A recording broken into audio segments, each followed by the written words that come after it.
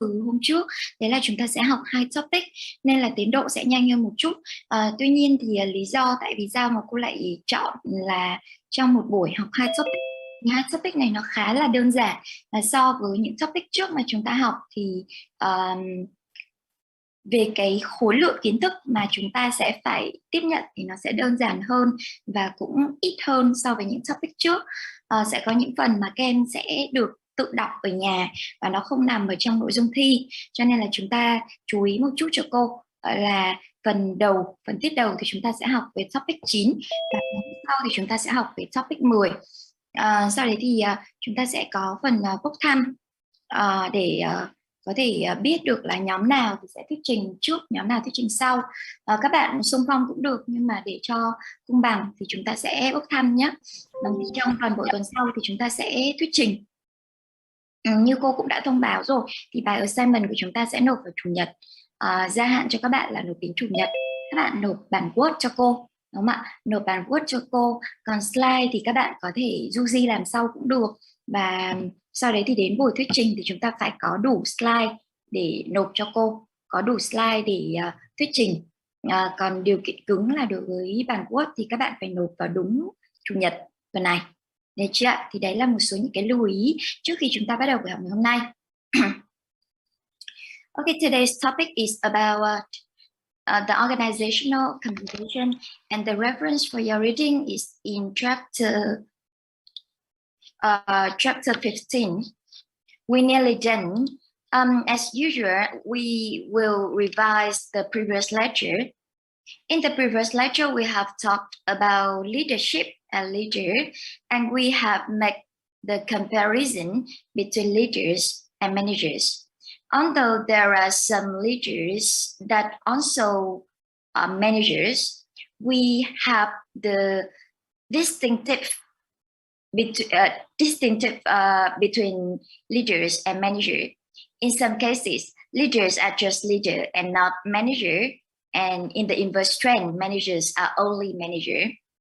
So what are the differences between them? We should make the differences between the term leader and manager. And also we have talked about the 5 sources of power: the legitimate power, reward power, coercive power, expert power, and referent power. And the last one is the 9 tactics of influencing others. Some of them will be the soft tactics that the manager, the leader, will use their own ability to influence, to persuade other people. For the other tactics, the manager or the leader will use their hard power, the power that comes from their title, in order to influence and persuade other people.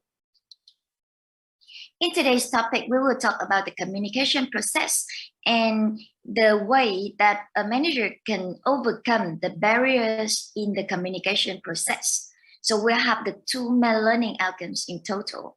The first one, after you finish this topic, you will be able to understand the communication process, the definition of communication and communication process, how it works, and the barriers to effective communication, so that you will know the procedures of communication and the way that a manager can use to overcome the barriers of communication.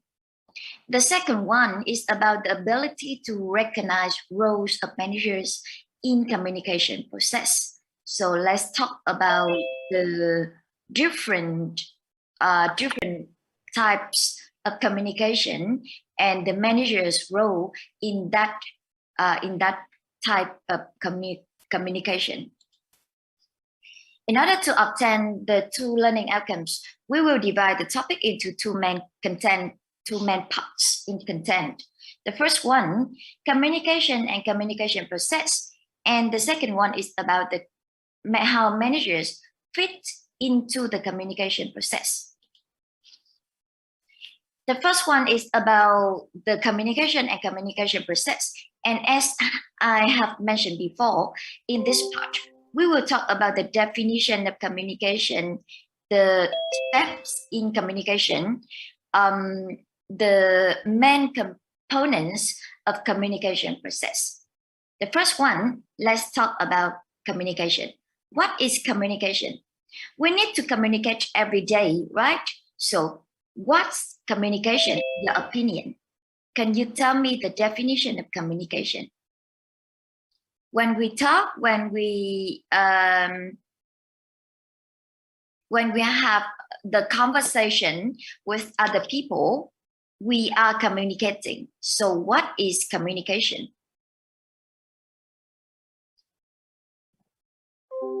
Me, please.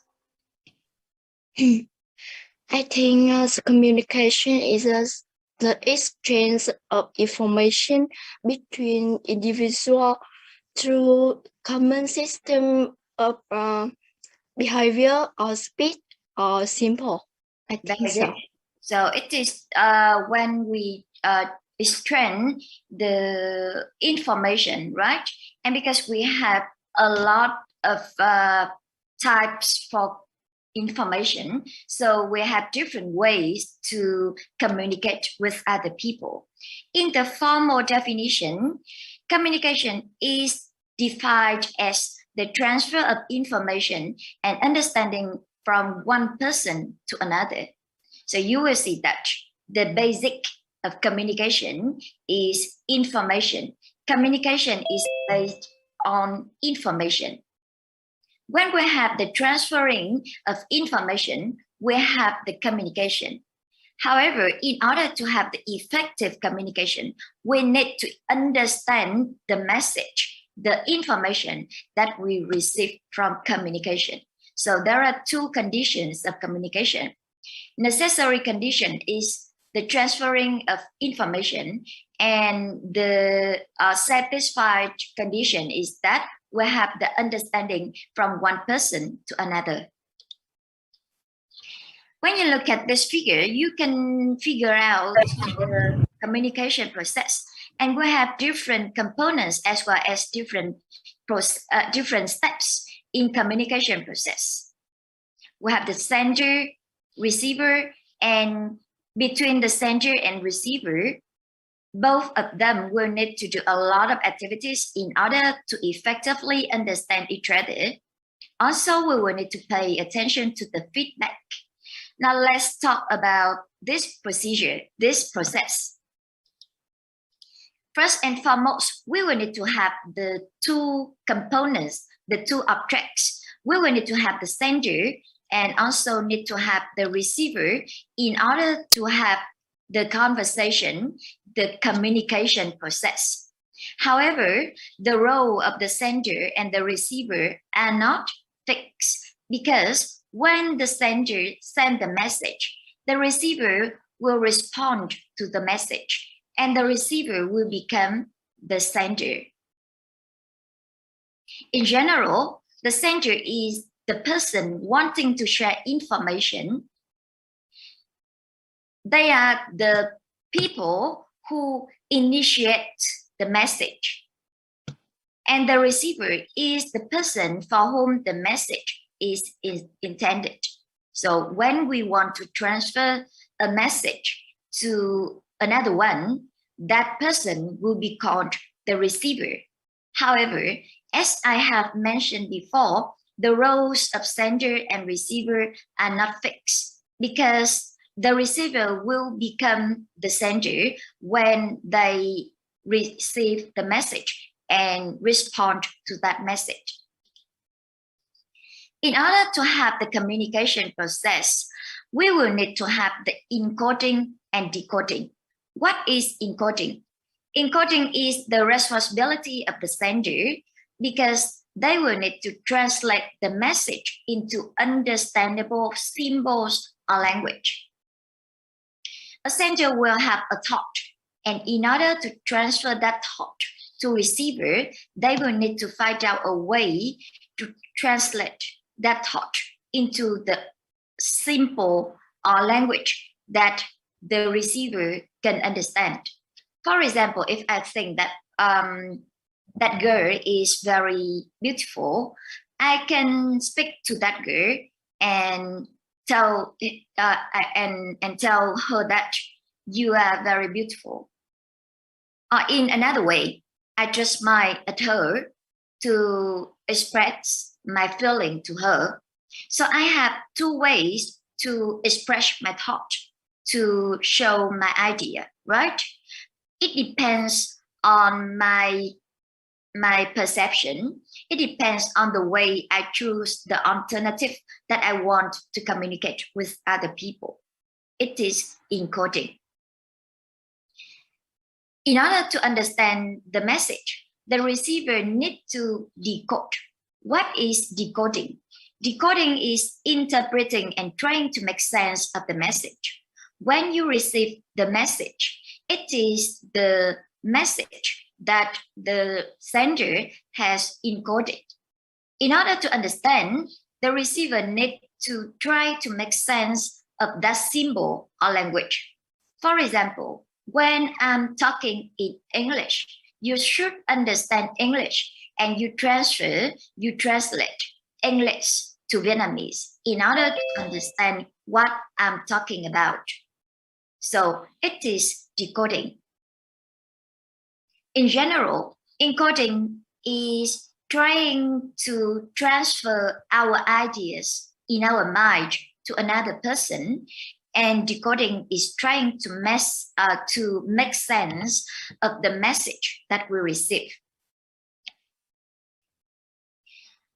In order to have the effective encoding, the sender needs to choose to deliver the message verbally or non-verbally. What is verbal? Verbal means that you will use the spoken or written communication. You will use the language to transfer your message. For example, I can speak to you, or I can write the letter, a message to you. It is based on our system of language. Another way to encode the message is non-verbal. When you use non-verbal system, you don't use the language. You use other way to express your idea. For example, I can use my facial gesture, my expression via face, use my face expression.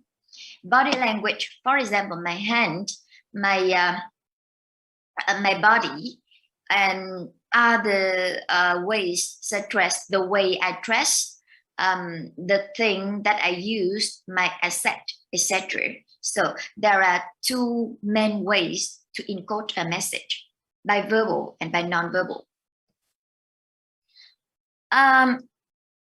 How can a person choose a way to encode a message?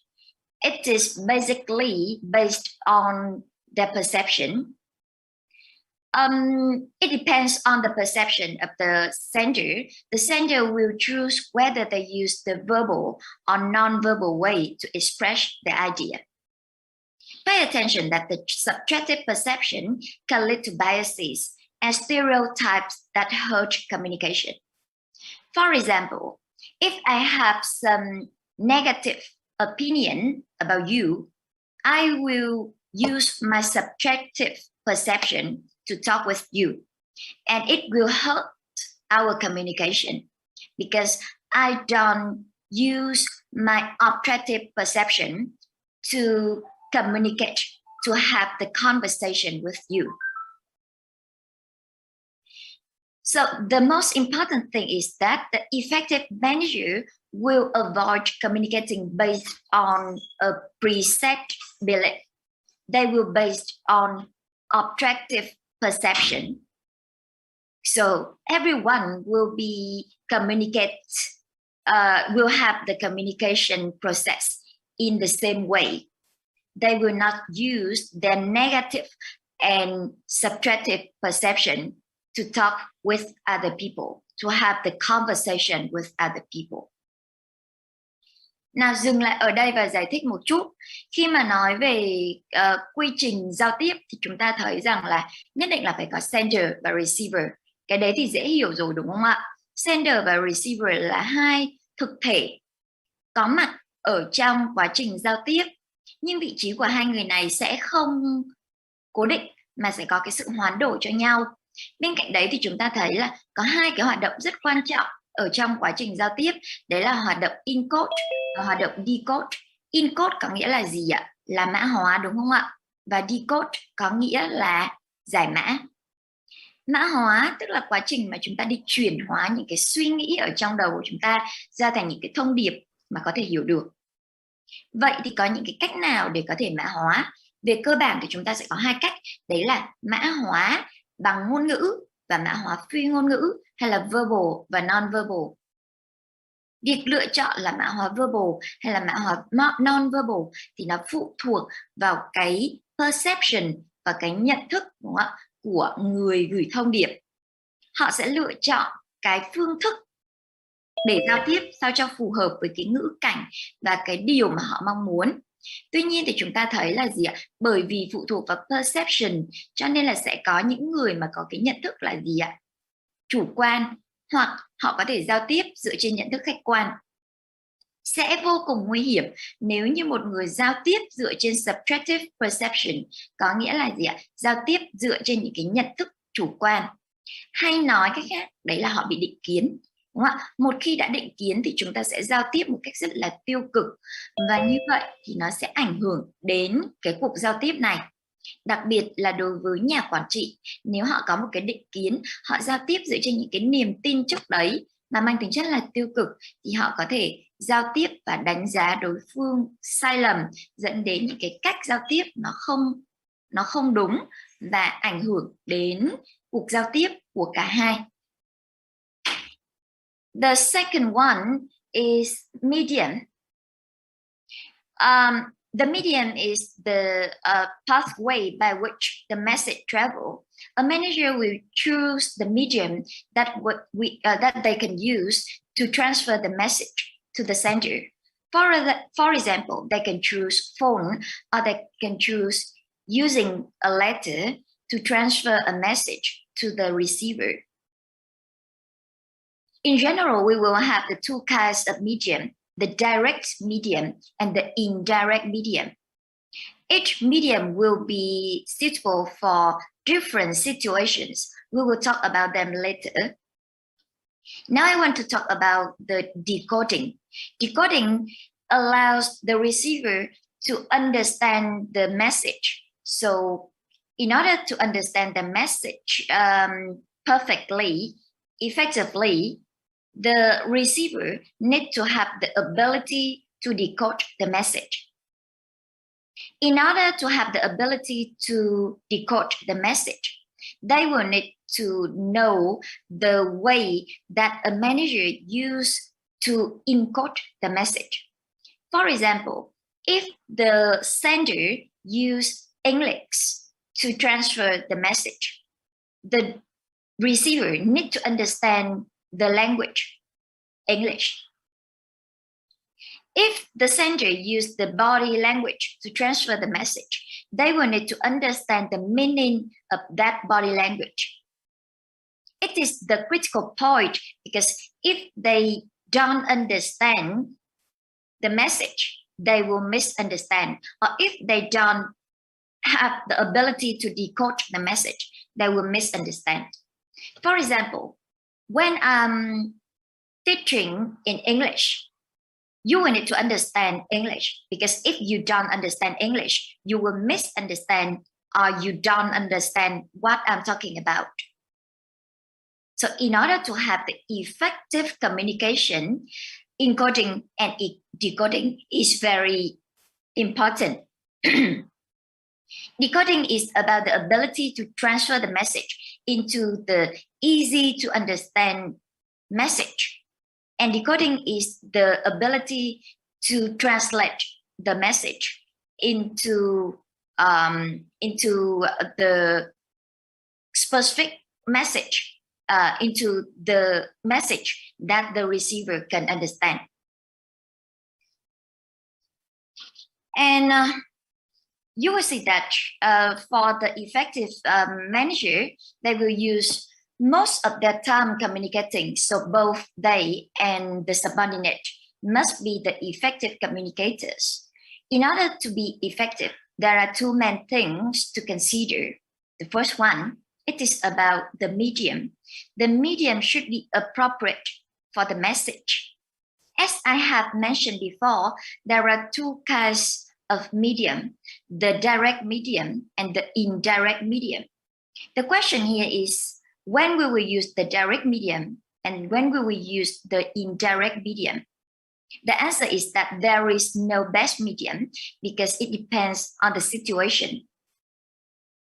It could be suitable when we directly talk to another person, when we want to have the full conversation, when we want to have the full feedback and the immediate feedback. However, if we don't have time, if we don't have enough money to travel from our place to another person's place, having a conversation by phone is a better option. So there is no best medium. We will choose the medium to communicate based on the situation. The second factor is about the information readiness. So we will need to consider the information readiness. What is information readiness? It is the amount of information a medium can carry. Each type of medium can carry a specific amount of information, and the medium with high readiness can carry much information to aid understanding. We will talk about the readiness of information later.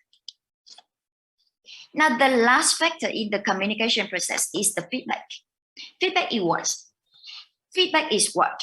Feedback is started by the receiver and states that the message is understood and that it must be resent. For example, when I'm talking to you, I will look for the feedback from you in order to know whether you understand my message. If you don't send the feedback to me, I will not know whether I'm understood by you. Then I will resend the message and relook for the feedback. During the communication process, there would be some noise. It is the disturbance that interferes the transmission of the message. So how many kinds of noise, or can you give me some example of noise? The factor that can prevent us from having the effective communication.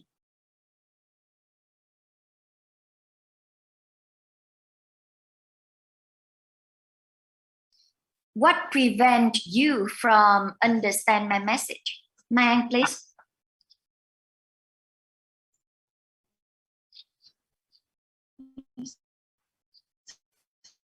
We have online studying.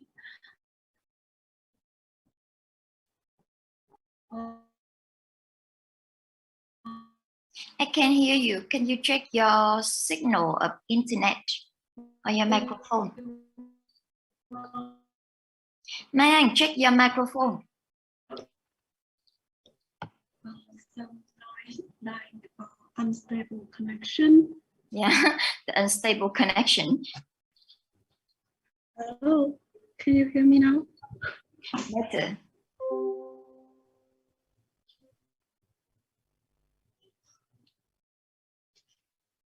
Can you repeat? Okay, can you hear me now? Better, a little bit. Okay, so I'm talking about unstable connection. Mm-hmm. So, and maybe. Okay, when we have the online communication, the online conversation, it will depend on the signal. It will depends on the connection of internet. So if we have the unstable connection, it will hurt our communication. Very good. What else? Other people? Can Linh, please? I would say when you and me talking to each other, maybe there's some noise to interrupt me to hear what you're saying to me. Yeah. So it is the noise from other people, from the environment around us, right? Yeah. Very good. What else? Other people. Phương, please. Minh Phương. In my opinion, language barrier can be a noise of communications. Okay, it is because of the language, because we don't have the ability to understand what each other are saying. Very good. What else? Other people?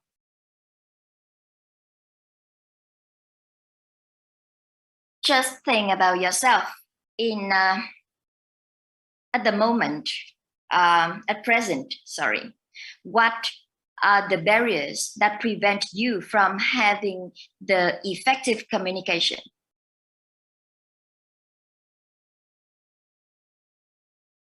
It is because of your feeling.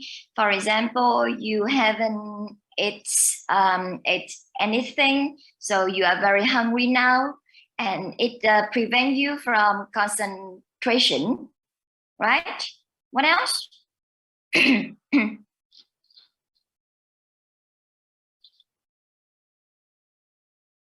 Okay, I will re-ask this question because we have another part that talk about this, about the barriers that prevent us from having the effective communication. The next one, I want to talk about the medium.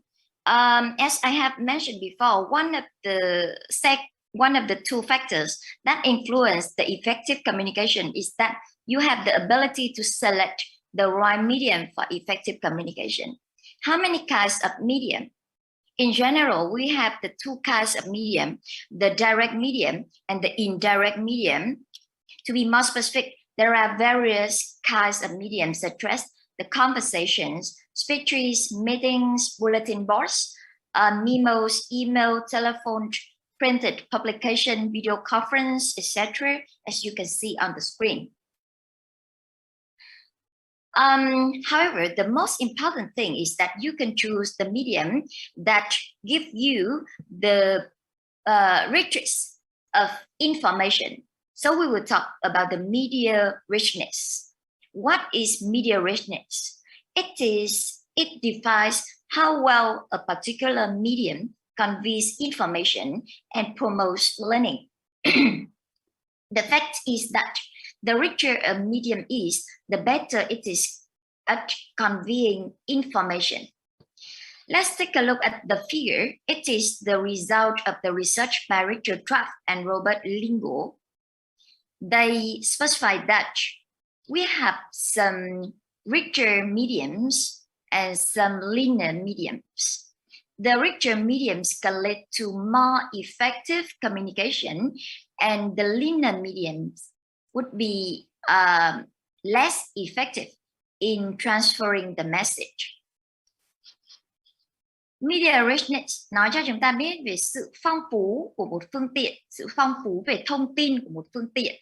Và nếu như mà một cái phương tiện hay là một cái kênh mà càng phong phú về mặt thông tin ấy, thì nó càng truyền tải cho chúng ta nhiều thông tin để giúp cho chúng ta có thể hiểu được cái thông điệp mà chúng ta nhận được. Ở đây có một cái nhận định đúng không ạ? Cái phương tiện này, cái kênh mà càng phong phú thì nó càng giúp cho chúng ta có thể truyền đạt thông tin một cách tốt hơn. Thì nhìn vào cái hình các em có thể nhìn thấy đúng không ạ? Đây là cái sơ đồ cho chúng ta biết được là kênh nào thì được gọi là rich và kênh nào thì được gọi là lean. Chúng ta không dịch nó là giàu hay là gì cả, mà sẽ dịch nó là gì ạ? Kênh thông tin phong phú. Kênh thông tin phong phú hay là đa dạng về thông tin, đúng không ạ? Chúng ta phải hiểu nó là cả về lượng và về chất. Là một cái kênh thông tin mà nó phong phú thì nó đem đến cho chúng ta nhiều thông tin, và cái chất lượng của thông tin nó cũng sẽ tốt hơn. Và cái kênh mà chúng ta gọi là lean medium ấy, là những cái kênh gọi là gì ạ? Tinh gọn, đúng không ạ? Ở trong quản trị thì chúng ta có quản trị tinh gọn. Cái từ tinh gọn này có nghĩa là chúng ta loại bỏ đi những cái yếu tố mà nó gây ra cái sự lãng phí, đúng không ạ? Thì ở trong thuật ngữ liên quan đến kênh thông tin tinh gọn thì nó cũng tương tự như vậy thôi. Đó là những cái kênh thông tin mà chúng ta sẽ chỉ tập trung vào một yếu tố và nó sẽ không bao hàm tất cả các yếu tố mà thông tin có thể bao hàm, mà chỉ tập trung vào một số những yếu tố nhất định. Và chúng ta có thể nhìn thấy này, face-to-face and video conferencing belong to richer medium because we can have a lot of cues of information in face-to-face conversation. It can be verbal information or non-verbal information. When you have the direct conversation with me, you can use your words, your tone of voice, your body language, your facial expression to express your idea. So it is the richest form of medium. It is the richest medium.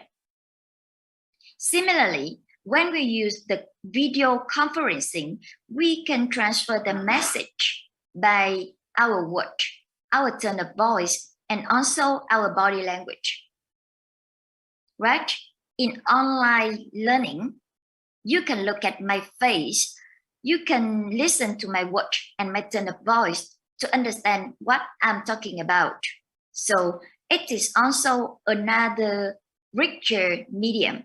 However, because it depends on the connection of internet, it depends on the signal of internet, so it will be less rich than the face-to-face conversation.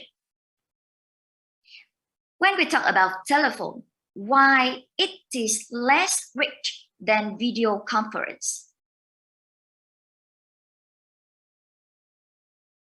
Again, when we make comparison between telephone and video conference, why telephone is less rich than video conference?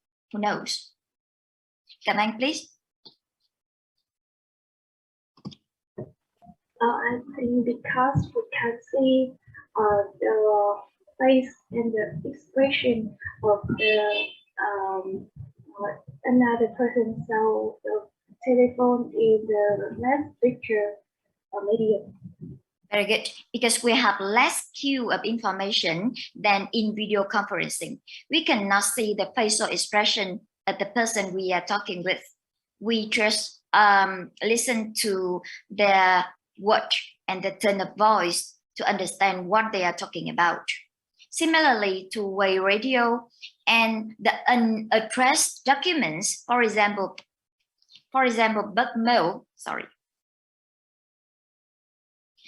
bulk mail or poster is the linear medium because we can use the word, the language only. We cannot hear the voice. We cannot look at the facial expression. So it is the linear medium.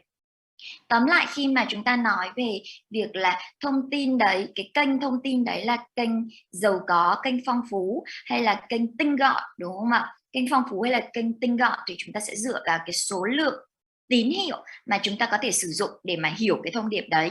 Một cái kênh được gọi là phong phú về mặt thông tin nếu như mà cho chúng ta số lượng thông tin là đa dạng và phong phú, bao gồm là verbal và non-verbal. Còn nếu như mà chúng ta chỉ có thể tiếp thu được thông tin thông qua tín hiệu về non-verbal hoặc là verbal mà không sử dụng được toàn bộ cái tín hiệu mà chúng ta có thể sử dụng thì nó sẽ được gọi là kênh tinh gọn. The question here is, in what situation we will use the rich medium and in which one we will use the lean medium?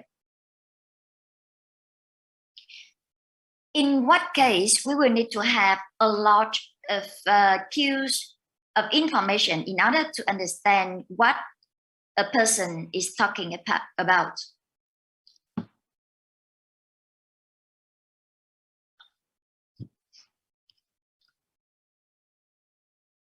When we want to have the direct conversation,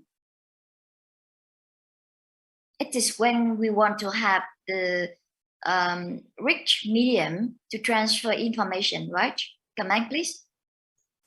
I think we have to face-to-face medium when we exchange the new information to each other. We have to face-to-face to understand, to make not misunderstand. So when we want to express the information that we know before, so we can use the linear medium. I think so. So if we have the new information, we want to have the direct conversation because we want to understand each other the best. However, if it is the like the old information, the information that we have known before, we can use the lean medium. How about the others? What are your opinions?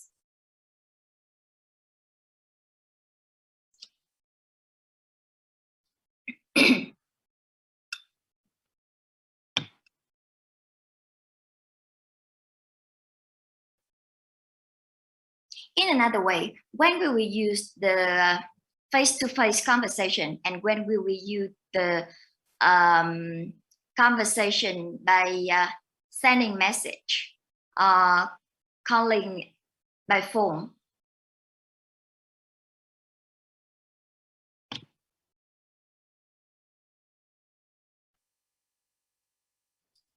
Mang, please. Maybe in some urgent situation that you don't have enough time to arrive to the person that you need to have a conversation. So in that case, you will need linear mediums. Very good. So if it is in urgent situation, you will use a more convenient medium like phone, email, or letter, etc. In general, the rich medium will be best for non-routine situation and to avoid oversimplification. When we have want to have the full understanding about the message, we will use the rich medium because it can transfer a lot of information and it will prevent other people from oversimplification. For lean medium, it would be best for routine situation and to avoid overloading. When we want to transfer the very quick message, we can use the lean medium and it will avoid people from overloading the message. Khi mà chúng ta lựa chọn cái kênh thông điệp nào đấy để mà chọn để gửi cho người kia một cái thông điệp thì mình sẽ dựa vào cái việc là tình huống mà mình đang phải chuyển giao cái thông điệp đấy là một cái tình huống quen thuộc hay là một cái tình huống mới mẻ. Nó là một tình huống quen thuộc thì mọi người đã quá là quen thuộc với việc là phải xử lý cái thông tin này như thế nào rồi, đúng không ạ? Thì chúng ta sẽ sử dụng kênh tinh gọn, chẳng hạn như nếu đấy là một cái thông báo hàng tuần, đúng không ạ? Ai cũng biết rằng là khi nhận được cái thông báo này thì phải xử lý ra sao, thì chúng ta có thể sử dụng kênh tinh gọn, đấy là thông qua tin nhắn hoặc là thông qua email. Nhưng nếu đấy là một cái tình huống mà không phải là tình huống thường lệ, là một tình huống mới, thì chúng ta sẽ cần phải sử dụng đến những cái kênh phong phú về mặt thông tin để làm gì ạ? Để cho người nhận được thông tin họ có được cái sự hiểu biết đầy đủ về thông tin đấy và biết được cách phải xử lý vấn đề như thế nào. Trong trường hợp họ không hiểu, họ có thể feedback lại ngay lập tức và họ nhận được ngay cái phản hồi lập tức từ phía người giao tiếp với mình. Đấy là yếu tố thứ nhất. Yếu tố thứ hai đấy là gì ạ? Đấy là để tránh cái việc một người khi nhận được thông tin họ đơn giản hóa cái thông tin này, thì chúng ta sẽ sử dụng kênh thông tin phong phú về mặt thông tin, bởi vì lúc này chúng ta có thể diễn giải, chúng ta có thể lý giải cho người nhận được thông tin một cách đầy đủ nhất về những cái yêu cầu của chúng ta. Ví dụ như khi giảng bài, đúng không ạ? Cô phải sử dụng những cái kênh thông tin mà phong phú về mặt thông tin để các em có thể hiểu bài một cách tốt nhất thông qua sử dụng tất cả những cái tín hiệu ở trong thông điệp mà cô có thể sử dụng. Đồng thời khi các em không hiểu, các em có thể feedback lại với cô. Như vậy thì nó sẽ tránh được cái vấn đề là oversimplification, quá đơn giản hóa vấn đề, đơn giản hóa vấn đề một cách quá mức, đúng không ạ? Còn ngược lại, kênh thông tin tinh gọn nó sẽ phù hợp cho việc là gì ạ? Tránh bị overloading. Nếu như cái gì chúng ta cũng phải lôi nhau ra nói trực tiếp hoặc là phải gọi video conference như này thì các em sẽ bị quá tải thông tin. Chẳng hạn như là nếu muốn thông báo là tuần sau thuyết trình nhé, thay vì là cô phải tập hợp các bạn lại và có một cái buổi online conversation như thế này, thì cô có thể nhắn tin, cô có thể thông báo ở trên Classroom, hoặc nó sẽ tránh cái việc các bạn bị quá tải về mặt thông tin và nó cũng tốn thời gian nữa. Như vậy thì nhớ cho cô có hai cái điều kiện để chúng ta có thể lựa chọn kênh rich hay là kênh medium. Đấy là routine or non-routine situation. Và cái thứ hai đấy là purpose, cái mục đích, cái mục tiêu của chúng ta là oversimplification hay là avoid oversimplification hay là avoid overloading.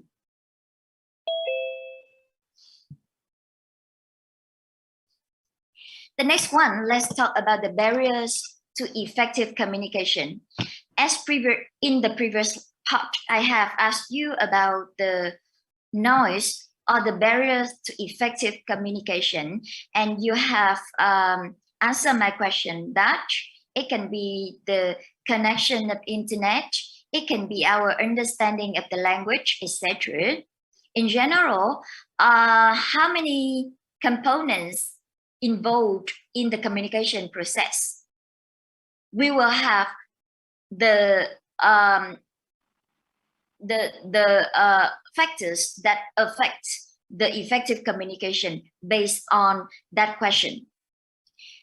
We have the 6 factors involved in the communication process.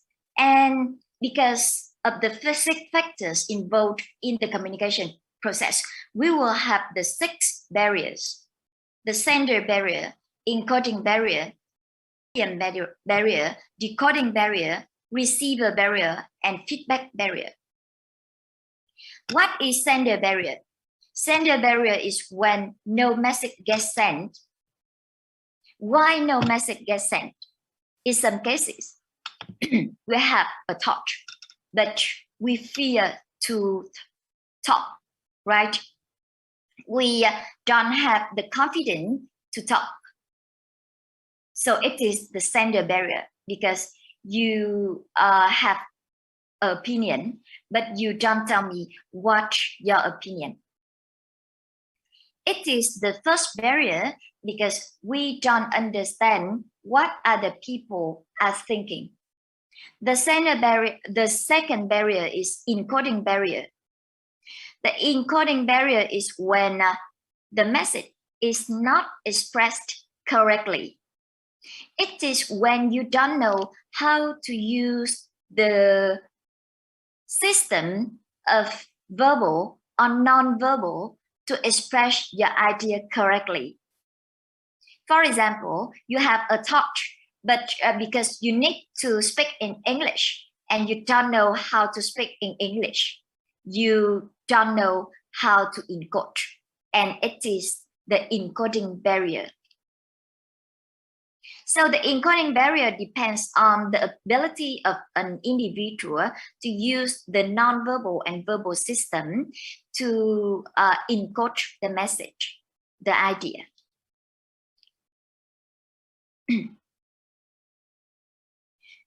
The third barrier is medium barrier. It is when the communication channel is blocked. For example, when you send the message online, but the connection of internet is unstable. The fourth barrier is decoding. It is about the ability of the recipient or the receiver to transfer the message that they receive into the understandable message. So if the recipient doesn't understand the message, it is about the barrier of decoding. For example, when I'm talking in English, but you don't understand English, it is the decoding barrier. Receiver barrier is when no message gets received. It is when you send a message to the receiver, but the receiver doesn't receive the message. For example, you send to the wrong person, you send to the wrong address. And the last one, feedback barrier, it is when the recipient doesn't respond enough. For example, when I'm teaching online, I cannot see your face and I cannot use the facial expression of you to know whether you understand my message. So I will need to repeat the question all over the time. Do you understand me? Right? And if you don't answer my question, I will not be responded enough. You will you don't respond enough, and it is the feedback barrier. Tóm lại, khi mà nói về những cái rào cản liên quan đến việc làm thế nào để có một cái cuộc giao tiếp hiệu quả, thì các em đơn giản nhớ cho cô là gì ạ? Có bao nhiêu cái yếu tố mà tham gia vào trong cái quá trình truyền thông, thì có từng đầy yếu tố dẫn đến việc là có rào cản trong giao tiếp. Nó có thể là rào cản của sender, của quá trình encode, của kênh thông điệp, của quá trình recode, decode, của người nhận thông điệp, hoặc là của những cái phản hồi, những cái feedback của người receiver đưa cho người sender. Đúng không ạ? Và với mỗi cái tình huống như thế này thì các em liên hệ với bản thân và đưa ra những cái ví dụ để mà minh họa cho những cái barrier này.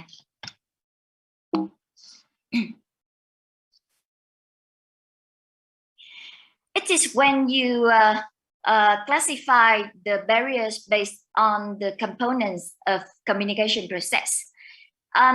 If you based on the reason, the object of barrier, we will have the three kinds of barriers: physical barriers, semantic barriers, and personal barriers. What is physical barriers? It can be because of sound, of time and space. For example, you don't have enough time, right? Because the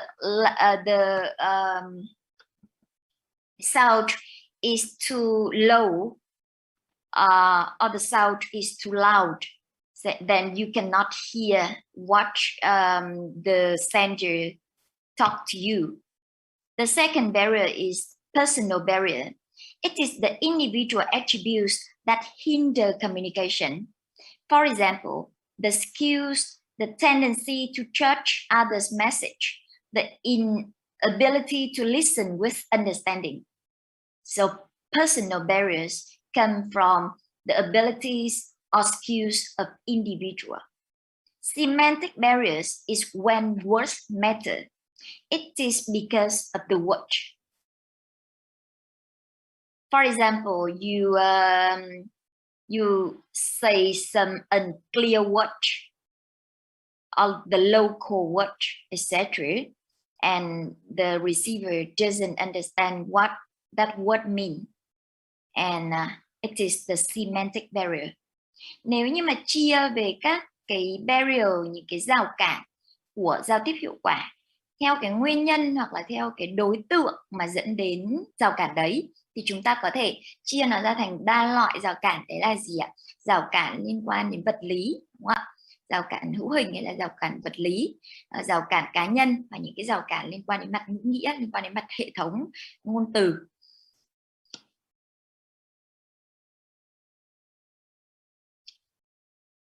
The next one, I want to talk about the non-verbal communication, because non-verbal communication is difficult to understand than verbal communication. We will talk about them in a specific way. There are a lot of non-verbal communication. For example, we can use our body language, like eye contact, facial expression, body movements and gestures, touch, or we can use other system of non-verbal communication such as time, setting, and interpersonal space. For example, what are the roles of eye contact? How can our eyes transfer the information? When we use eye contact, you can transfer what kind of information?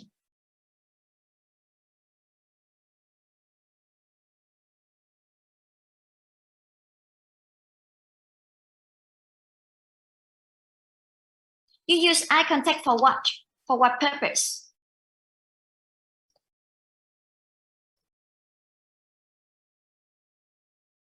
Who knows? In some situation, you will just look at the person you are talking about, you are talking with, sorry, without saying any words, right? So in that case, what eye contact means to you? Việt, please. When we use eye contact, we will be able to convey our feelings to the others, and might be the level of seriousness to the opposite person. So it expresses your emotion, right? Very good. What else? Other people? Phương, please.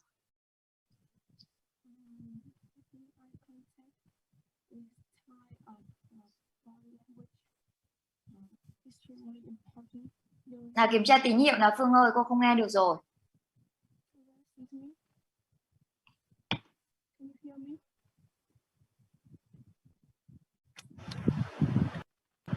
Không nghe em nói gì chưa? Rồi, bây giờ nghe được rồi. Eye contact is type of body language that is extremely important during a communication and conversation. Keeping eye contact with the person that you're talking to shows that you are actively listening and paying attention. So it tells the person that you are talking with that you are listening, you are focusing on their talk, right? Yes, very good. What else, Nhan? I use eye contact in the class when in eye contact with teacher to reflect my interest and attentions to lessons. Showing interest and concentration on the talk.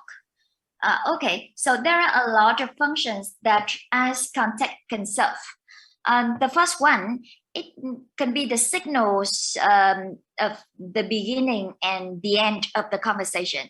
When you start the conversation, you look at that person, and similar thing comes to the end of the conversation. Second, it expresses your emotion. Third, it reflects your interest and attention. And the last one, it expresses the type of relationship between the people of communication, of communicating, of people of the communication. So when you have different type of relationship, you will have the different way to look at that person, right? You can analyze see other factors in non-verbal communication based on reading your references, reading your textbook. Moving to the second part, how managers fit into the communication process.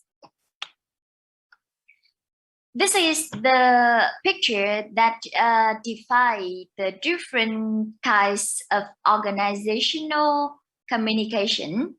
We have the formal communication and informal communication. The continuous line express the formal communication, and the dot line, the uncontinuous line, express the informal communication. What is formal communication? In the formal communication, we have the two kinds, the verbal communication and the horizontal communication. In the verbal communication, in the vertical communication, we have the up and down, the trend of command. It can be the downward communication from top to bottom, or the upward communication from bottom to top. What is downward communication? It is the communication that comes from top level to bottom level of management. For example, we will have the orders and instructions from top manager, from higher level manager. Similarly, we can have the briefings, feedback, or motivation from the higher manager.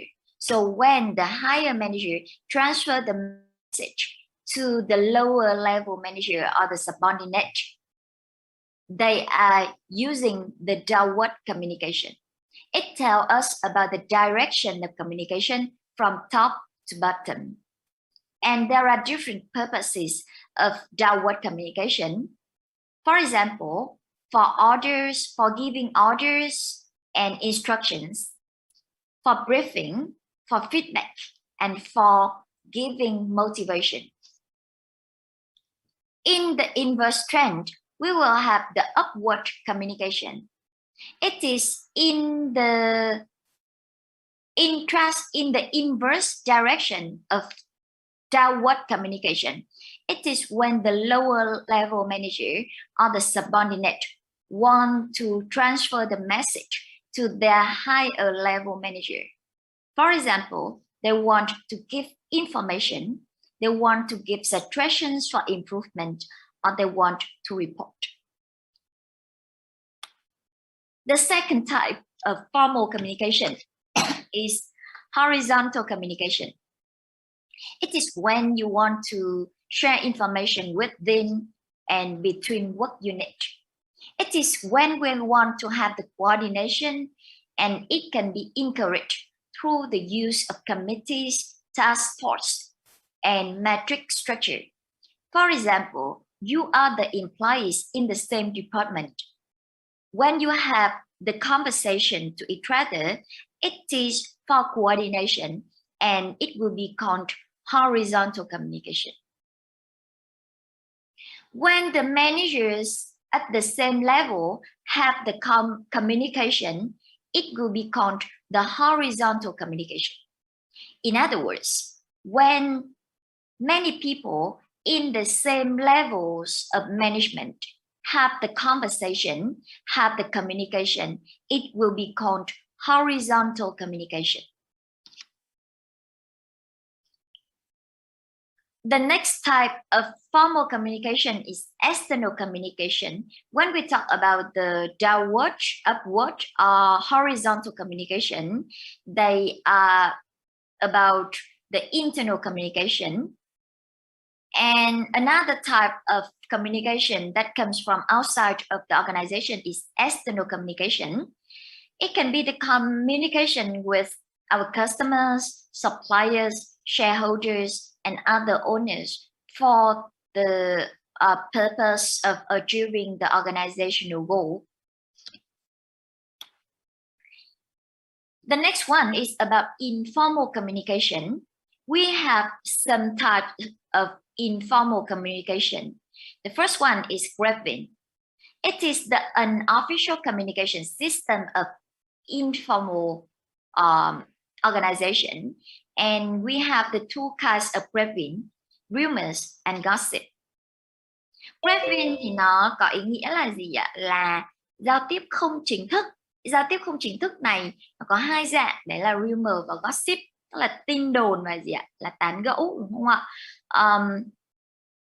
Because we cannot control the graphing, so we should pay attention to the influence of the graphing to productivity of employees. Although we cannot control the graphing, it can be transferred very quick. The information is transferred very quick. Sorry. So it can harm the effectiveness of communication.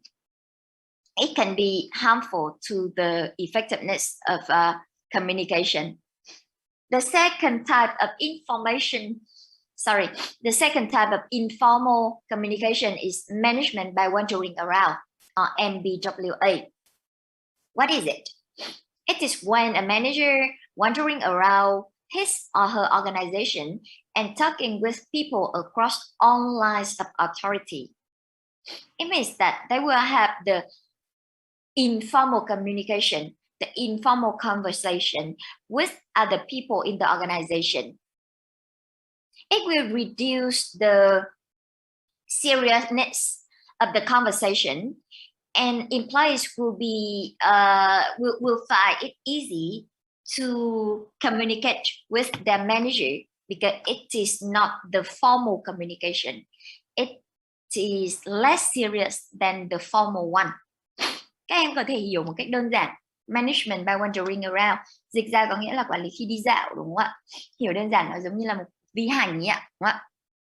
Thì khi mà vi hành như vậy thì người sếp họ có thể nói chuyện với các nhân viên một cách không chính thức, mà không phải là những cái cuộc nói chuyện chính thức kiểu như là phỏng vấn hay là họp hành, mà đây chỉ là một cái cuộc nói chuyện nho nhỏ thôi, đúng không ạ? Một cái cuộc nói chuyện không chính thức, một cuộc nói chuyện thân mật để mà người sếp họ có thể lắng nghe được nhân viên và nó bớt serious hơn, nó bớt nghiêm trọng hơn, nó bớt cái tính nghiêm túc hơn, thì người nhân viên họ sẽ cảm thấy thoải mái hơn trong cái cuộc giao tiếp này.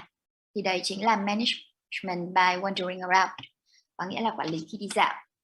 Cô hay dùng từ là vi hành. Okay, the other parts, for example, communication in the information age, and problems with the information technology. I want you to reach them at home, and we will not have the questions in this section in the final test. Những phần còn lại mà cô không dạy thì các bạn đọc ở nhà, và phần này thì chúng ta sẽ không thi mà chỉ đọc thêm mà thôi nhé. Thì ở trong cái phần communication này nó khá là đơn giản, bởi vì những cái kiến thức này nó cũng được sử dụng trong cuộc sống hàng ngày chứ không riêng gì đối với lĩnh vực quản trị. Thì các bạn nhớ cho cô một số những cái vấn đề sau đây. Cái thứ nhất đó là definition of communication and communication process, hiểu được cái định nghĩa của giao tiếp cũng như là quy trình giao tiếp. Cái thứ hai đấy là các bạn có thể hình dung ra được communication process thì nó có những thành phần nào, những thành tố nào, giải thích được nó. Cái thứ ba đấy là gì ạ? Chúng ta nói về những cái barriers of communication process và những cái cách để mà chúng ta có thể giải quyết nó, để có thể vượt qua nó. Cái thứ tư đấy là chúng ta nói về các loại communication, bao gồm có formal và informal. Thì chúng ta chỉ có 4 cái vấn đề đấy mà các em cần nắm mà thôi. Bây giờ thì chúng ta sẽ check một vài câu hỏi để kết thúc phần nội dung này nhé. Which of the following is not a type of barrier to effective communication? Nhanh quá, chưa đọc xong đã thấy rất nhiều bạn giơ tay rồi.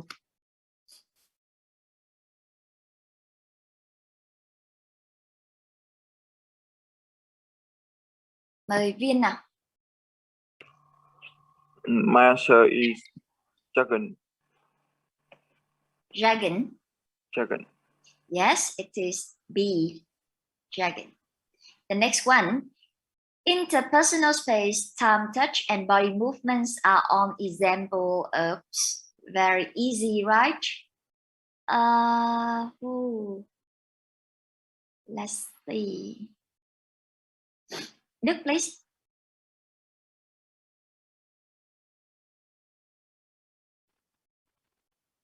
Your answer is yes, it's correct. Non-verbal communication. The next one, which of the following is not form of formal communication?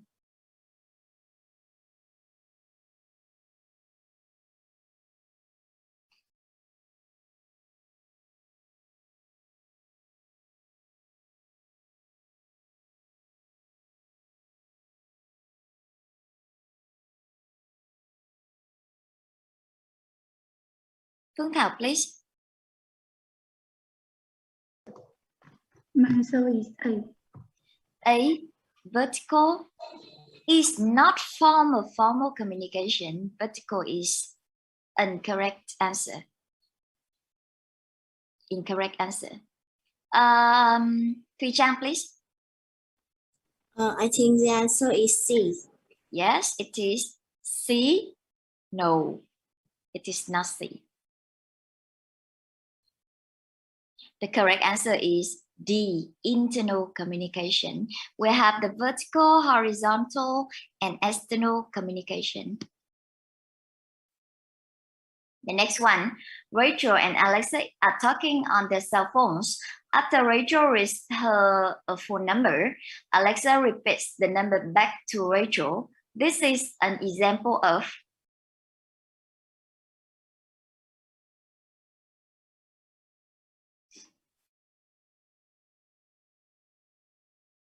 Vân Anh, please.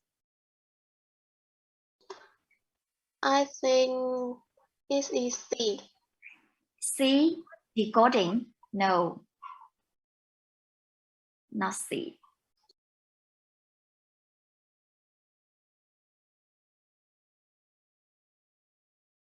Hằng, please.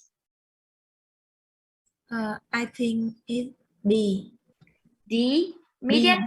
B, encoding. No, when you repeat the number, after you hear that number, it is what? It is not decoding or encoding. It is what? It is feedback, right? Khi mà chúng ta nghe được một cái thông tin và sau đấy thì chúng ta lặp lại cái thông tin đấy, tức là chúng ta phản hồi để mà cái người nhận được thông tin, cái người gửi thông tin biết được rằng là chúng ta đã nhận được thông tin đấy. Đúng không? Câu này có gì khó đâu các em, đúng không ạ? Các bạn sẽ là A, là feedback. Next one.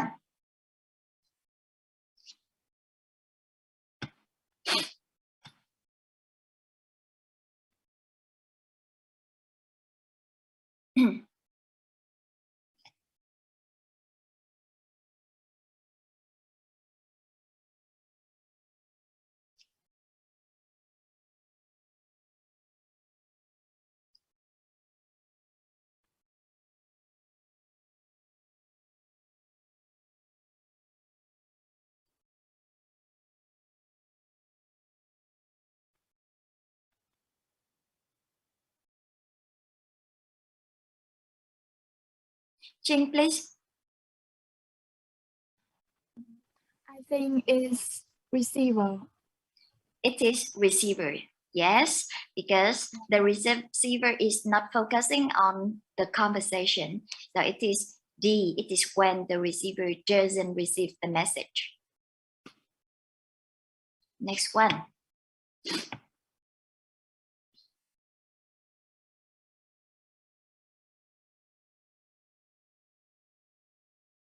Huyền, please. I choose A. A, no. It is the conversation in the task force, right? These people have the similar roles. So it would be the what? Let's see. Then please. I say D. D, horizontally. Horizontally. D, right? Horizontally. Thì đấy là toàn bộ nội dung của topic 9, khá là đơn giản đúng không các em? Không có gì quá là mới mẻ cả. Chủ yếu là chúng ta trả lời được 4 cái câu hỏi mà như lúc nãy cô vừa mới nói với các bạn. Và chúng ta sẽ chuyển sang topic mới. Institution and for-profit organization will be different. Standard can also be subjective because it's based on the perception of the manager. It can based on the attitudes and behaviors of employees. So it can be subjective standard. We can use the balance scorecard to set standard, but I will talk about the balance scorecard later. Ở cái bước đầu tiên đấy chính là bước thiết lập về tiêu chuẩn đúng không ạ? Tiêu chuẩn thì nó cũng na ná như là mục tiêu vậy, cho nên là chúng ta sẽ thấy một trong những cái điều quan trọng nhất, một cái tiêu chí quan trọng nhất khi mà thiết lập tiêu chuẩn, đấy là tiêu chuẩn đấy nó phải định lượng được. Vì nếu như mà không định lượng được thì rất là khó để mà có thể biết được là làm thế nào, rất là khó để có thể biết được là nhân viên có đạt được cái tiêu chuẩn đấy hay không. Nhưng đối với tổ chức mà gọi là vì lợi nhuận với tổ chức phi lợi nhuận thì các em sẽ thấy rằng là cái tiêu chuẩn nó sẽ khác nhau, và đồng thời tiêu chuẩn nó có thể mang tính chất đấy là chủ quan. Vậy thì làm thế nào để mà cái tiêu chuẩn này nó bớt chủ quan thì nó sẽ tốt nhất. Nhưng tiêu chuẩn chủ quan vẫn cần thiết, bởi vì nó là những cái tiêu chuẩn để mà đo lường gì ạ? Thái độ này, cũng như là hành vi của nhân viên, và những cái tiêu chuẩn đấy mặc dù có thể tìm cách để định lượng nhưng rất khó để mà có thể định lượng một cách chính xác. The second step is measuring performance. We will need to find out sources to measure performance. In order to know the level of performance of employees, we will use the following sources: written reports, oral reports, personal observation, and statistical reports. This is the comparisons of advantages and drawbacks of different sources of information, sources of measuring performance. You can capture the screen because in your handout, we don't have the full information of the comparisons. For personal observation, the advantages here is you get the first-hand knowledge. Thông tin đầu tiên, đúng không ạ? Thông tin mà nó chưa bị sàng lọc vậy thì được gọi là first-hand knowledge. When you observe employees while they are working, you get the first-hand knowledge. You get the knowledge. You get the information by yourself. And the information isn't filtered, as well as you can have the intensive coverage of work activities. You can oversee the work of employees. However, it will be subject to personal biases because it is based on the skills of observation, the skills of analyzing information of the observer. The next one, time-consuming and obstructive. For statistical report, it is easy to visualize because we have the relationship between factors. And for the drawbacks, it provides limited information and ignores subtractive factors. It's just based on the data to provide information. So the level of information is quite limited, and it ignores subtractive factors like the factors that come from individuals.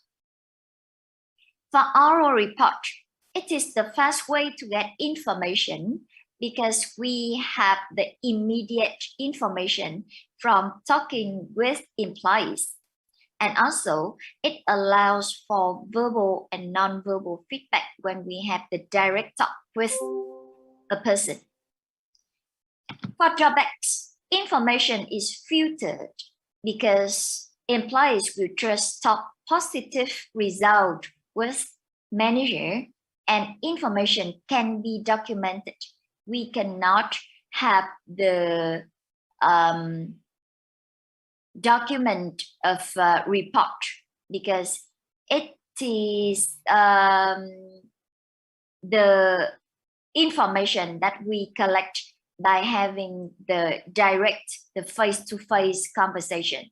Unless recording the information, we will not have the document of information. The last one is written report. It is comprehensive because we have the subtractive and objective factor. It is formal and we can keep the document. It is easy to find and to retrieve. However, it takes more time to prepare, and if we ask employees to make written report every day, it would be time consuming. So you will see that each source of information, each source of measuring performance will have different advantages and drawbacks. So we will need to base on the situation to define what the sources of information that we may use. The step 3, comparing performance to standards. It is when you consider the gap between the real outcome with the desired outcome. The greater the difference between the desired and the actual performance, the greater the need for the action. However, there would be some acceptable deviation. And when we consider the acceptable deviation, we should consider the range of variation that we built into the standard in step 1. Khi mà nói về cái việc là so sánh giữa cái kết quả thực tế thực hiện được với cái kết quả mà chúng ta mong muốn ấy, thì chúng ta sẽ có một cái giá trị để mà có thể xem xét, đấy là độ lệch mà chúng ta cái sai số mà chúng ta có thể chấp nhận được. Cái sai số này thì nó phụ thuộc vào cái sai lệch mà chúng ta cho phép, cái khoảng sai lệch mà chúng ta cho phép ở trong cái tiêu chuẩn. Ví dụ như là gì ạ? Thay vì là cô yêu cầu các bạn đạt được 100% công việc, đúng không ạ? 100% theo kế hoạch, thì cô sẽ cho các bạn một cái sai lệch, đấy là 3%. Vậy nếu như mà các bạn chỉ đạt được 97% thôi, thì cô vẫn chấp nhận. Cái đấy được coi là range of variation, đúng không ạ? Thế thì khi mà xem xét cái kết quả với cái mục tiêu, với cái tiêu chuẩn mà chúng ta đặt ra ở bước 1, thì chúng ta đồng thời phải xem cái range of variation này để có thể quyết định xem thử là đã đạt được cái tiêu chuẩn hay chưa. Nếu như mà cái kết quả chúng ta nhận được nó vẫn nằm ở trong cái acceptable deviation, cái khoảng sai lệch cho phép này, thì chúng ta vẫn kết luận là chúng ta đạt được tiêu chuẩn. Được chưa? Bao giờ công việc cũng thế, không bao giờ mà chúng ta có thể chắc chắn được rằng là chúng ta sẽ đạt được 100% cái mức độ mà chúng ta mong muốn. Nên luôn luôn khi xác lập tiêu chuẩn thì chúng ta sẽ đồng thời xác lập range of variation. The final step is taking corrective action if needed.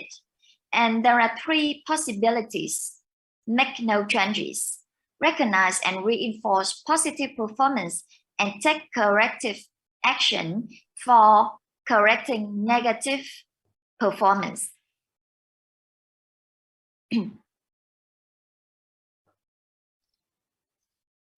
If we make no changes, it means that we continue work progress and recognize success. It is when performance meets or exceeds the standard set of that we have set in the step 1. Nếu như mà chúng ta không thay đổi gì nữa thì quá là tuyệt vời rồi, đúng không ạ? Có nghĩa là chúng ta đã đạt được cái mục tiêu mà chúng ta mong muốn, đạt được cái tiêu chuẩn mà chúng ta mong muốn, hoặc là cái độ sai lệch mà chúng ta mắc phải thì nó không quá cái độ sai lệch mà chúng ta đã thiết lập ở trong bước 1. The second possibility is recognizing and reinforcing positive performance. It is when we have the positive performance and we want to meet that performance in the future. We want to reinforce the positive performance. How can we reinforce positive performance? We have learned the topic motivation, and there are a lot of ways to reinforce positive performance, such as giving reward to employees, giving them the compliments, giving them the chance to get promotion, etc. In contrast, we will take action to correct negative performance. It is when we cannot meet the standard. So we will find out some reasons for that case and develop some solution to resolve the problems. For example, if it is because of unrealistic standard, we will need to train the standard. But if it is because of the abilities and skills of employees, we will need to train employees. We will need to give them the training in order to make them successfully achieve the standard. Với cái tình huống thứ 3 thì chúng ta thấy đấy là khi nào ạ? Khi mà nhân viên họ không đạt được cái tiêu chuẩn đề ra, hoặc là họ đạt được tiêu chuẩn nhưng mà cái độ sai lệch của họ họ đạt được kết quả nhưng mà nó lại không nằm ở trong cái độ sai lệch mà chúng ta đã thiết lập ở trong bước 1. Thế thì lúc này chúng ta phải sửa đổi, đúng không ạ? Sửa đổi thì đầu tiên là phải đi từ đâu ạ? Từ nguyên nhân. bao giờ đưa ra giải pháp thì cũng phải xuất phát từ nguyên nhân, đúng không ạ? Nguyên nhân có thể là do đâu ạ? Đưa ra tiêu chuẩn quá là cao thì lúc này chúng ta phải hạ tiêu chuẩn, thay đổi tiêu chuẩn.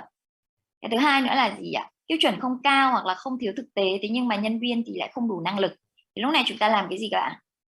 Training nhân viên, đúng không ạ? Đào tạo nhân viên hoặc là cho họ những cái nguồn lực để mà họ có thể thực hiện công việc một cách tốt hơn. This is the summary of controlling process. You will have a set of questions. It starts from the standard. And after establishing the standard, we will need to measure the actual performance and compare the actual performance with the standard. At this step, we will answer the question, is standard being attained? If yes, we do nothing and keep moving to the next step. If no, we answer the next question, is variance acceptable? If the variance is acceptable, we do nothing and continue to the previous step, to the next step. If the answer is no, we will need to answer the next question, is standard acceptable? If yes, identify the cause of variation, and if no, revise the standard. Thì khi mà chúng ta so sánh cái mục tiêu với cái kết quả nhận được ấy, thì chúng ta sẽ cần phải quan tâm đến 3 thứ. Thứ nhất, đấy là có đạt được mục tiêu hay không. Nếu như mà không đạt được ấy, thì cái độ sai lệch nó có cho phép hay không. Và nếu như độ sai lệch mà không cho phép thì liệu cái mục tiêu, cái tiêu chuẩn mà chúng ta đề ra nó có khả thi hoặc là nó có phù hợp hay không. Nếu không phù hợp thì phải xem lại tiêu chuẩn. Và nếu phù hợp thì chúng ta phải xem thử là nguyên nhân dẫn đến cái độ sai lệch là do đâu, là do nhà quản trị hay là do nhân viên hay là do cả hai, để mà có thể đưa ra những cái corrective action. Được chưa? Ok, chúng ta sẽ có một vài câu hỏi để revise cái phần này trước khi bước sang phần tiếp theo nhé.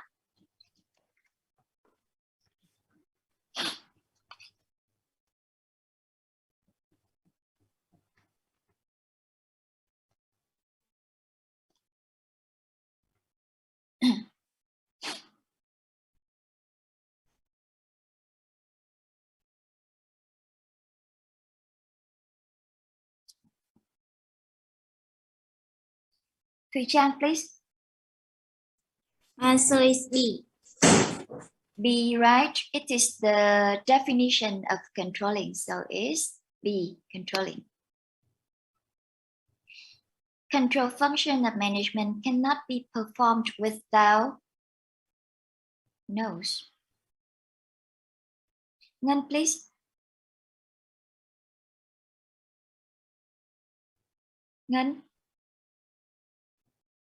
Do you have the answer, Ngân?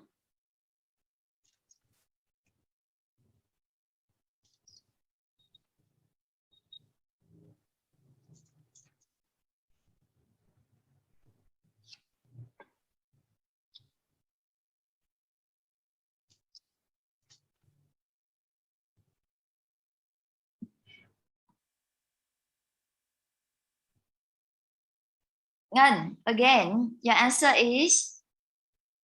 I can hear you.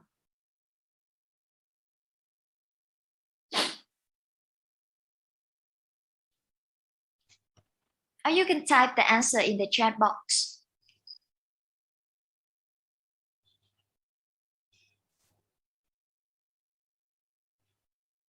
Okay, another one. Khánh, please. The answer is A. A, for sure. Planning is the necessary condition for controlling. The next one, what is not true about controlling?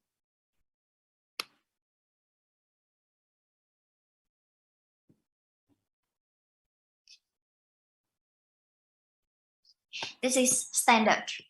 Misspelling. Mistyping. What is not true about controlling? Knows.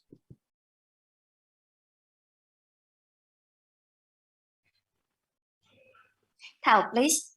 Liêu Thảo. C. No, it's incorrect. Different sources of measuring have different reliability is a truth. We have made comparisons between different sources of measuring, right? So it is not the correct answer, not C. So what's the correct answer? Viên, please. Viên. My answer is B. B. A. Yeah. A or B? A. A? Why A? Because the standard must be established by people. So it is not. Yeah. No, standards can be objective or subjective. It can be quantifiable, or it can be based on the behaviors and attitudes of employees. So it can be subjective or objective. A is not the correct answer. So what's the best choice? Not A, not C. So B or D? B. Ning, please. I think it's D. D? Why? Because B is true. Because D is true. The question here is, what is not true? So you should choose the incorrect answer, right? The incorrect statement. The answer is B. Standards are best measured when can be made qualifiable, not qualifiable. It is quantifiable. Okay, so B, a tricky question. The next one. Daniel managed a team that has missed their production goals for the past 3 months. After reviewing each employee's performance record, Daniel addressed the sales goal to take additional quality control measures into consideration. Why is it an example of controlling?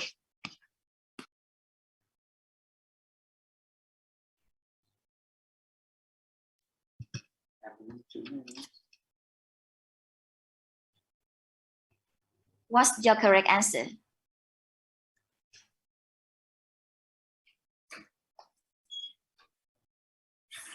Khánh Linh, please. My answer is C. C, because Daniel looked at team results and took appropriate corrective action. It is the correct answer because it specifies the definition of controlling. So C is the correct answer.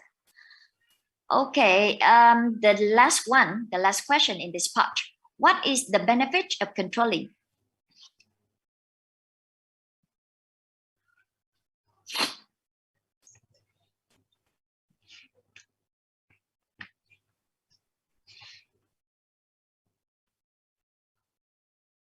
Hương, please, Lan Hương. My answer is B. B, to deal with complexity.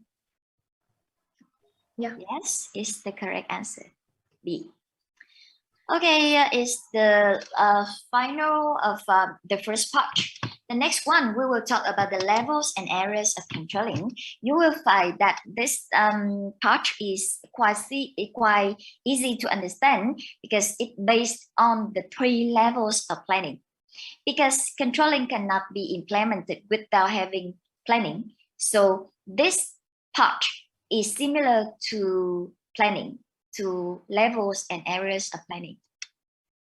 We have the 3 levels of controlling based on the 3 levels of planning: strategic control, tactical control, and operational control. What is strategic control? Strategic control is monitoring performance to ensure that strategic plans are being implemented and taking corrective action as needed. So you will see that in order to implement strategic plans successfully, we will need to use strategic control. Therefore, strategic control is mainly performed by top managers, the one who are responsible for strategic plan also responsible for strategic control. They are CEO and vice president levels. They are top level managers. However, remember that the duration of time for strategic control is shorter than the duration of time for strategic planning. It is every 3, 6, 12 or more months. However, in strategic plans, the duration of time is long term, 1 to 5 years. Chỉ có một cái điều duy nhất mà các em phải nhớ khi mà nói về kiểm soát, đấy chính là gì ạ? Cái thời gian để mà kiểm soát thì nó sẽ ngắn hơn so với cái thời gian mà chúng ta đặt cái kế hoạch. Nếu như mà ở trong đặt kế hoạch, ở trong cái kế hoạch chiến lược, cái hoạch định chiến lược ấy, thì cái thời gian của chúng ta là dài hạn, tức là từ 1 đến 5 năm đúng không các em? Nhưng khi mà kiểm soát chiến lược ấy, thì cái thời gian nó sẽ ngắn hơn, 3 tháng, 6 tháng, 12 tháng hoặc là nhiều hơn như thế. Nhưng không bao giờ là cuối cái thời điểm mà chúng ta hoạch định, tức là cuối cái kế hoạch đấy chúng ta mới đi kiểm soát, mà chúng ta phải kiểm soát ở trong cái quá trình chúng ta thực hiện kế hoạch, đúng không ạ? Nên thời gian sẽ ngắn hơn. Luôn luôn nhớ thời gian để kiểm soát thì nó ngắn hơn so với cái thời gian của gì ạ? Của lập kế hoạch, của hoạch định. Similarly, we have the tactical controlling. What is tactical controlling? It is monitoring performance to ensure that tactical plans at divisional or departmental level are being implemented and taking corrective action as needed. It is done mainly by middle managers, for example, division head or plan manager, and the duration of time for tactical controlling is shorter than the duration of time for tactical plans. It is done on a weekly or monthly basis. Do you remember the duration of time for tactical plan? How many months? 6 months to 24 months. It is the midterm, right? And the last one, operational controlling. It is when we monitoring performance to ensure that operational plans, day-to-day goals are being implemented and taking corrective action as needed. What happened? Okay. It is done mainly by first level managers, for example, the department head, team leader, supervisor, and it is done on a daily basis. However, in operational plan, we make the plan from 1 to 52 weeks. So it is the most frequent controlling because we control daily. Let's talk about the areas of controlling. How many areas of controlling? There are 6 areas of controlling in total: physical area, human resource area, informational area, financial area, structural area, and cultural area. The first one, physical area. Physical area controlling means that we will control equipment, inventory management, and quality.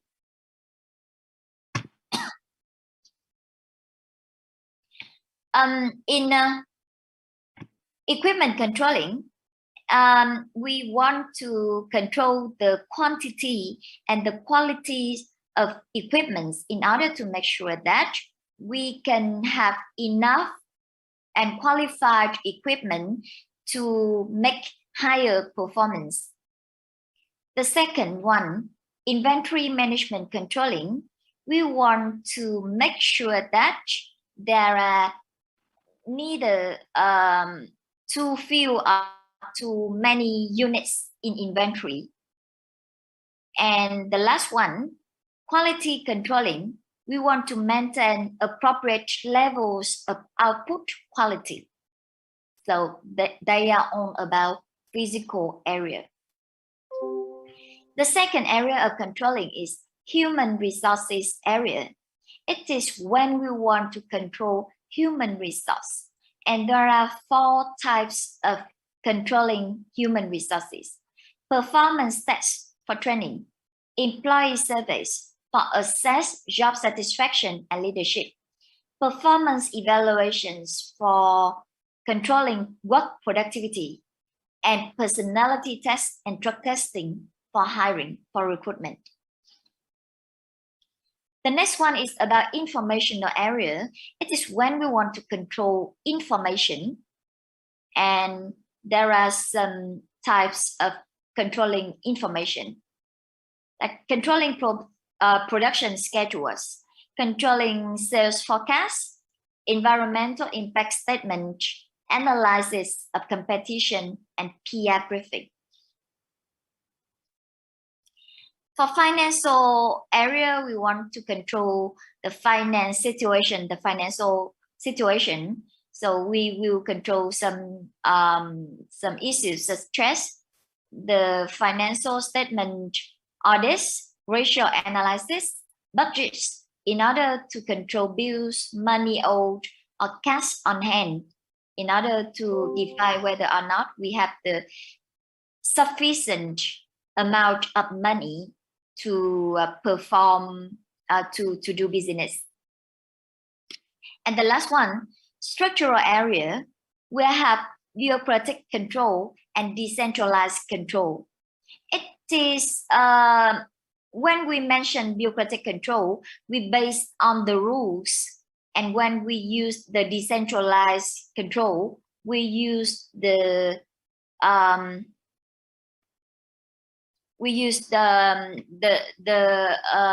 employees initiative to control, or we use the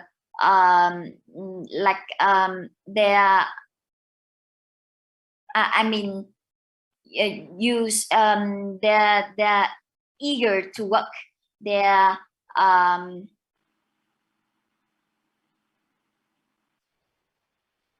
responsibility of working, but not using the rules or policies to force them to work.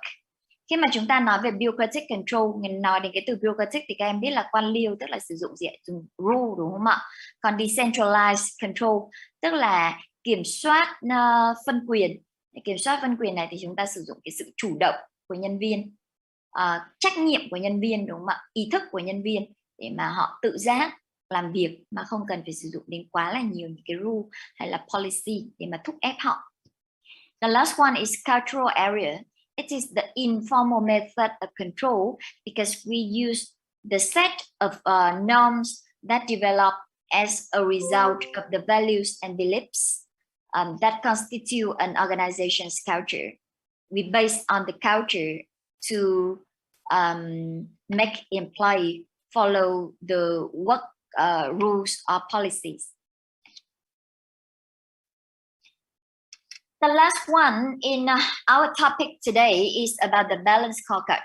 As I have mentioned before, this is the very popular tool of controlling because it is adopted by over 50% of large US firms and top 10 most widely used management tools around the world. It is also the most influential business idea of the past 75 years. This data show you the fact that Balance Scorecard or BSC is a very popular tool all over the world. It is developed by Robert Kaplan, the professor at the Harvard Business School, and David Norton from Renaissance Strategy Group, two specialists from two organizations, one business firm, and the other is from the academic institution. What is balance scorecard? There are 4 indicators in the balance scorecard that we need to pay attention: the financial measures, innovation and improvement activities, customer satisfaction, and internal processes. Chúng ta hiểu đơn giản balance scorecard tiếng Việt có nghĩa là gì ạ? Là thẻ điểm cân bằng. Và trong thẻ điểm cân bằng thì chúng ta có 4 cái chỉ số mà chúng ta phải quan tâm để mà tạo cái sự cân bằng cho cái thẻ điểm đấy. tức là không chú trọng vào bất cứ một cái mục tiêu cụ thể nào, mà phải có được cái sự cân bằng giữa 4 mục tiêu. Đấy là mục tiêu liên quan đến gì ạ? Tài chính này, financial, đúng không ạ? Tiếp đến là innovation and improvement, liên quan đến đến đổi mới cũng như là phát triển. Liên quan đến customer satisfaction, tức là sự thỏa mãn của khách hàng, và liên quan đến internal processes là quy trình nội bộ.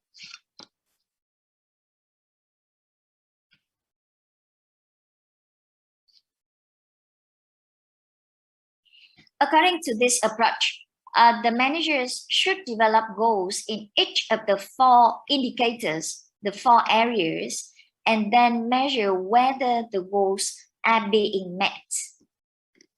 Let's take a look at this figure. You will see that we have the 4 indicators, the 4 issues, right? Financial perspective, innovation and learning perspective, customer perspective, and internal business perspective. In each perspective, we will need to measure the goal and measure the result. To be more specific, we will need to answer 4 sets of questions. How do we look to shareholders in order to define the financial perspective? In the internal business perspective, we need to answer the question, what must we excel at in the internal process? In the innovation and learning process, in the innovation and learning perspective, we answer the question, can we continue to improve and create value? And the last one, customer perspective, we look at the customer satisfaction. How do customers see us? And in each indicator, make sure that you will set the goal and measure the result, the real outcome.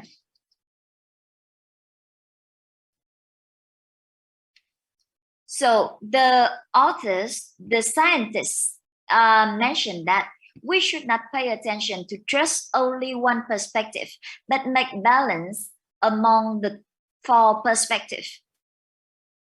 And when we can achieve the 4 main perspective, we can control the whole organization. Đối với thẻ điểm cân bằng thì nó cho chúng ta những cái gợi ý về việc là khi thiết lập những cái tiêu chuẩn cũng như là những cái mục tiêu ấy, thì chúng ta nên chú trọng vào những yếu tố nào. Thì như lúc nãy cô đã nói đúng không ạ? Chúng ta sẽ chú trọng vào cả 4 yếu tố liên quan đến tài chính, liên quan đến đổi mới, liên quan đến khách hàng và những cái quy trình nội bộ, chứ không chỉ tập trung vào bất cứ một cái mục tiêu cụ thể nào. Và nhớ là khi mà chúng ta control có nghĩa là chúng ta làm 2 việc, đúng không ạ? Cái thứ nhất đấy là gì ạ? Biết được cái tiêu chuẩn hay là cái mục tiêu của chúng ta là gì, và đo lường kết quả để xem có đạt được cái kết quả hay không, để mà đưa ra những cái corrective action nếu như mà cần thiết. Lý tưởng nhất đấy là đạt được sự cân bằng của cả 4 yếu tố, và khi đạt được sự cân bằng của cả 4 yếu tố có nghĩa là chúng ta đã kiểm soát cả cái hệ thống của doanh nghiệp một cách có hiệu quả. Thì đấy là công cụ liên quan đến balance scorecard để có thể kiểm soát công ty, để có thể kiểm soát hoạt động quản trị. Những phần nội dung còn lại như cô đã giới thiệu từ đầu thì chúng ta sẽ đọc thêm, sẽ không thi, không học phần nội dung này vì nó là phần nội dung mở rộng.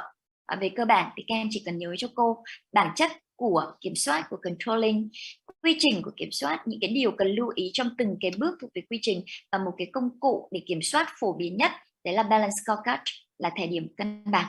Được chưa? Topic thứ 10 là một topic khá là ngắn bởi vì nó dựa trên những cái nền tảng của planning, và chúng ta nhớ là không có planning thì sẽ không có controlling. Bởi vì gì ạ? Nếu như không có kế hoạch thì lấy cái gì để kiểm soát?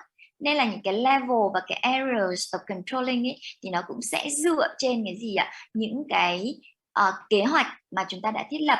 Và nếu như mà các bạn học ôn tập thì các bạn nhớ cho cô planning, controlling các bạn học cùng với nhau. Đúng không ạ? Các bạn có thể gộp nó để học cùng với nhau.